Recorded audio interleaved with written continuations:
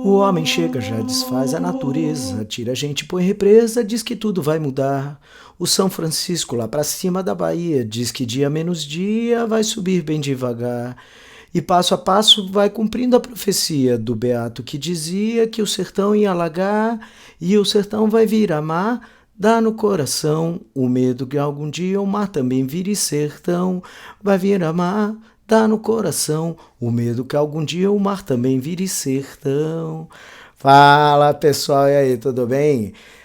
Infelizmente tive que começar com esta música, com essa voz absolutamente desafinada, a música é assombrosamente maravilhosa.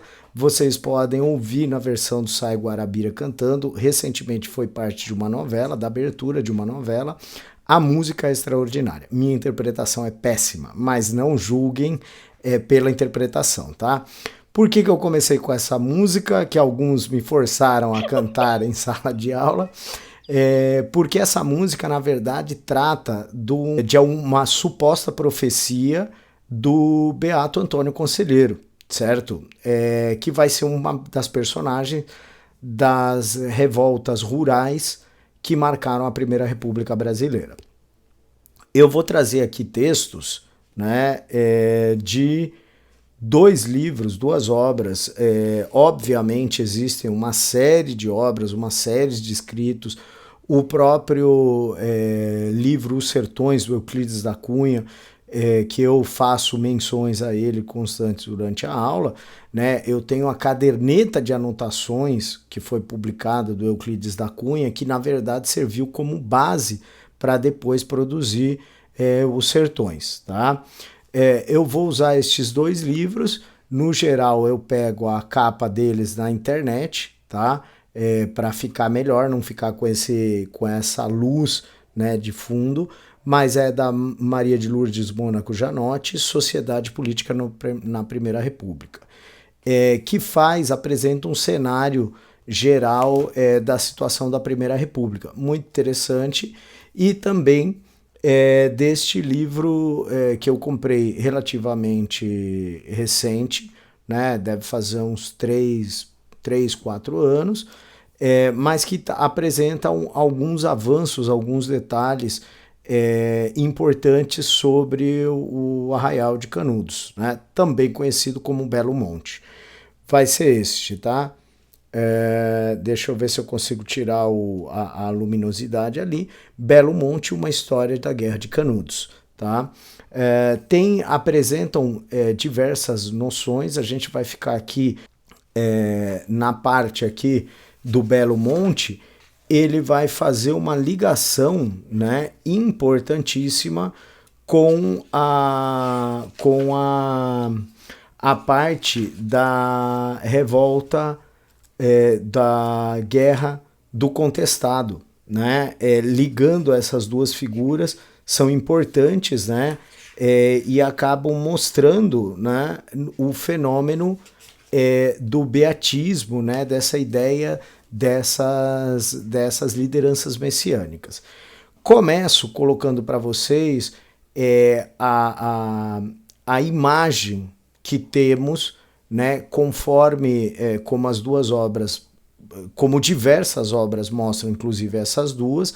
A imprensa, especialmente aqui do Sudeste e do Sul, buscavam retratar o Antônio Conselheiro como um maluco que tinha um plano para derrubar a República e voltar com a monarquia. Isso é um fantasma que persegue os republicanos no começo da República. Nós já vimos a questão dos florianistas, nós temos, vou colocar aqui para vocês, a menção à tentativa de assassinato do Prudente Moraes, de soldados egressos da Guerra de Canudos, né? Que acaba ferindo e matando um ministro da guerra, certo? Mas vamos por partes. Vamos começar apresentando o Antônio Conselheiro dentro dessa concepção de líderes religiosos que acabam surgindo quase que espontaneamente nessa chave de desespero, de abandono, de miséria que boa parte da população nessas regiões, seja lá no Nordeste, seja aqui na região limítrofe entre Paraná e Santa Catarina, viviam, né? Então, a Janotte vai apresentar o seguinte trecho, muito importante para a gente. Eu não vou ler o trecho inteiro, mas ele vai aparecer aqui na tela para vocês. Se vocês puderem, parem o vídeo e deem uma lida detidamente nesses trechos, tá bom? Então, a ideia aqui é a seguinte: Canudos não viveu isolado de outros lugarejos do sertão. Tinha com estes relações comerciais e mesmo políticas. Os fazendeiros da região recorriam aos canudenses para trabalhos temporários, uma vez que o arraial fornecia mão de obra abundante e barata. Com o tempo, modificaram-se essas relações e pequenos conflitos entre as localidades passaram a ser frequentes.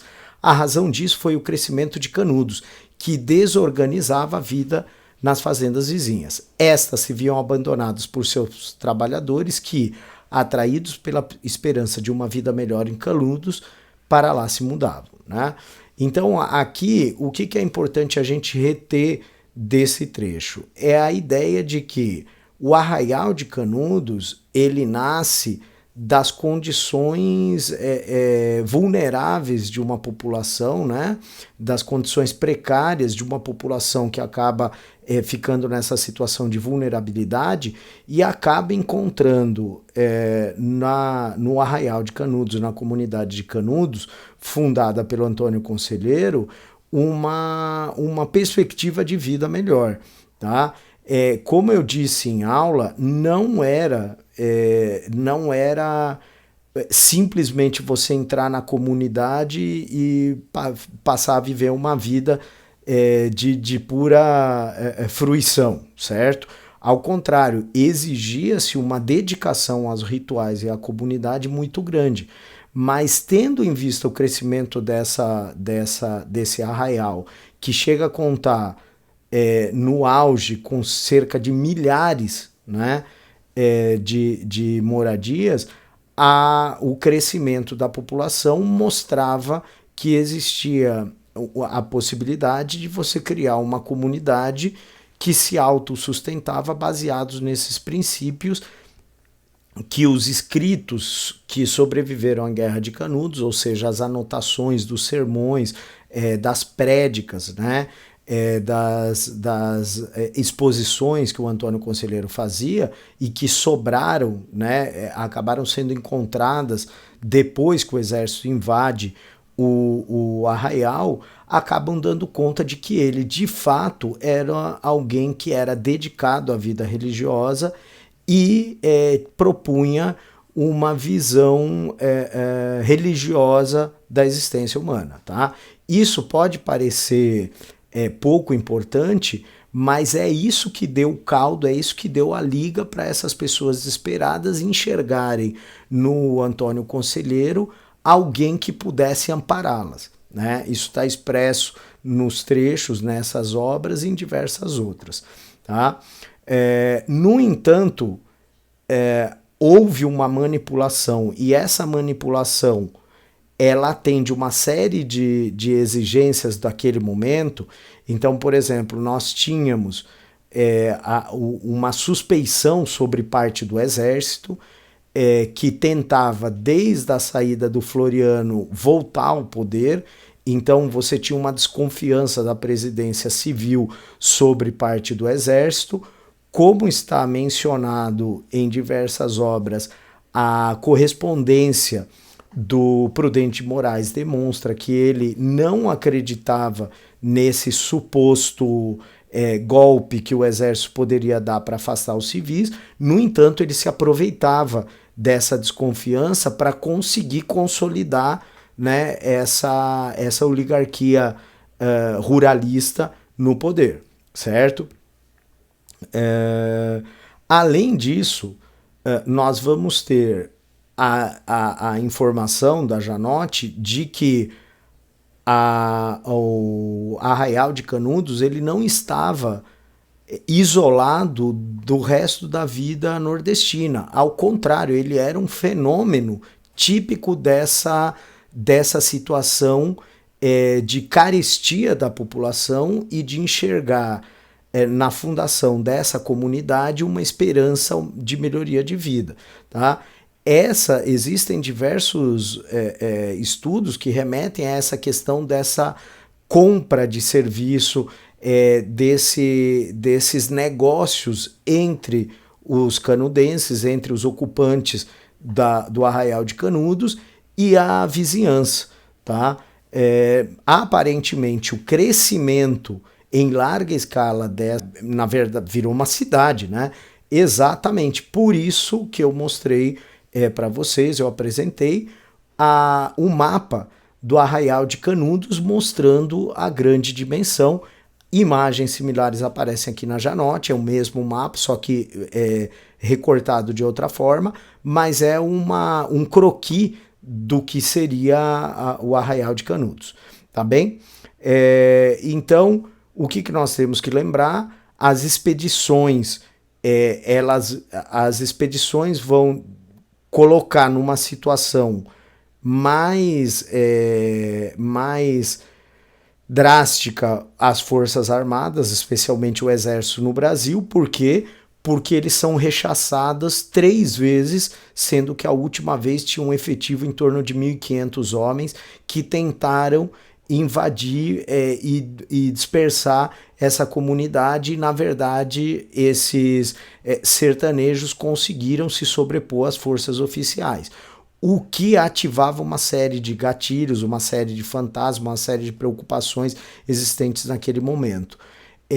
Buscava o exército, que já estava, digamos, com a suspeição de querer derrubar o Estado, né, o governo republicano, ficava também com a suspeição de se ele era capaz ou não de enfrentar minimamente forças internas ao país, que dirá uma força externa. Então a ideia é que os militares acabam mandando um efetivo e recursos nesta quarta investida, que dá conta de ser por volta de 6.000 homens, né, arregimentados, com canhões, para realmente destruir essa comunidade. De fato, eles não estavam preparados para enfrentar uma força de tal magnitude, acabam sendo derrotados. Diversos lugares registram confrontos absolutamente violentos. De certa forma, isso está retratado, essa resistência feroz em nome dessa comunidade de caráter religioso sagrado. Também aparece, por exemplo, eu fiz questão de baixar a revista Don Quixote. Se eu não me engano, é o número 86 de 1897. Tá? Se você for na Biblioteca Nacional, no site da Biblioteca Nacional, você consegue acessar na íntegra esta edição. Aparece, obviamente é por um descuido, eu não tiro o mérito de ninguém que tenha feito isso, porque eu sei como na correria eventualmente você acaba digitando um número ou acaba vinculando a imagem a um link equivocado. Existem algumas publicações que dão conta de que essa página seria de 1895, mas aparentemente o link que foi colocado estaria equivocado, é de 1897, tá? Então, fazendo essa menção, é muito interessante você ver o ambiente como é retratado. Então é retratado o Antônio Conselheiro armado, do outro lado é retratado os militares e no meio uma série de corpos, de cadáveres, de esqueletos sendo consumidos pelos abutres, mostrando a ferocidade dos combates. Aparece, se eu não me engano, na revista Ilustrada, eu disponibilizei para vocês as imagens, né? Aparece uma menção no decorrer do ano de 1897, se eu não me engano, colocando sob título de vítimas, né, alguns militares que foram mortos durante o conflito, tá? E aparece embaixo da homenagem que é feita a esses militares uma cena do combate mostrando que eles viveram isso de maneira muito crua, né? Sabemos que muitos militares que participaram da Revolução Federalista lá no período floriano acabaram compondo as tropas que também participaram dessa tentativa de desbaratar, de desfazer o Arraial de Canudos, tá? Então, todas essas são informações importantes para a gente pensar que essa última expedição, digamos, as Forças Armadas queriam mostrar serviço e não hesitaram em mandar um contingente suficiente para sufocar esse arraial e uma quantidade de recursos que chama a atenção, né? Numa outra publicação da Revista Ilustrada mostra o Antônio Conselheiro no meio de uma pregação com o cajado dele, cercado por canhões por todos os lados, e o Ângelo Agostini fazia questão de colocá-lo como um maluco, como um lunático que estava pregando, né? Essa foi a postura, pelo que eu pude levantar, de todas as referências feitas aos canudenses, né, ao arraial, de um sujeito absolutamente maluco. Como sabemos, as forças regulares tomaram o arraial, cometeram atrocidades, o que sempre nessas batalhas acaba acontecendo. Especialmente temos a imagem aí de 400 prisioneiros, na maioria mulheres e crianças, que sobreviveram a essa tomada do Arraial de Canudos, tá? Então isso marcou o começo da República Brasileira. E certamente a ideia de mostrar eficiência pesou no momento de você resolver essa questão da Guerra de Canudos, tá? Do outro lado, e é por isso que eu fiz questão de colocar um trecho do Belo Monte, do livro Belo Monte, né, do Macedo, eu tirei um trecho no qual ele consegue vincular esses fenômenos messiânicos tanto no Nordeste quanto no Sul, tratando dessas três figuras que assumem a identidade de um monge milagreiro, como se ataca também, alguns jornais atacam o Antônio Conselheiro dizendo que ele era um falso milagreiro, que na verdade quando você ia averiguar ele não tinha feito milagre nenhum, era tudo mentira, invenção, né? Do mesmo jeito acabou surgindo essa liderança religiosa num caldo muito complexo de uma população absolutamente vulnerável no limite entre Paraná e Santa Catarina, na região limítrofe.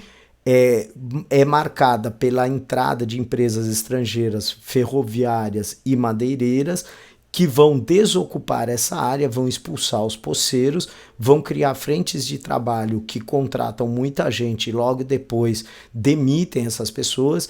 Então essa mão de obra ela fica ociosa, essas pessoas acabam absolutamente desesperadas, muitas delas desalojadas, doentes, passando necessidade, e acabam encontrando na pregação desse monge, né, que vai, como nós já sabemos, eu já comentei isso em sala de aula, tem 3 pessoas que assumem essa identidade, né? Então vamos ler o trecho para depois a gente explorar essa situação da Guerra do Contestado no sul do país, tá? Então, ser beato, eu não vou ler tudo de novo, né? Mas vamos ver como aparece, como surge essa figura, e curiosamente estou falando de Sorocaba. O precursor, a primeira pessoa que assume essa identidade, ela tem um registro dela em Sorocaba, né? Então, Ali os orientadores espirituais leigos eram identificados com o termo de monge. O mais famoso chamava-se João Maria d'Agostino e era natural do Piemonte, na Itália. Ele percorreu diversas localidades em meados do século XIX, quando se registrou no Livro de Estrangeiros, em 24 de dezembro de 1844, na cidade paulista de Sorocaba, declarando sua profissão a de solitário eremita. Tá? Vestia um hábito, tinha cabelos compridos e barba longa, dormia em uma tábua e pregava nas igrejas quando convidado. Tá? Por volta de 1886, aparece um segundo monge, chamado João Maria de Jesus, que se apresentou como sucessor do primeiro. E ainda vai aparecer a terceira figura.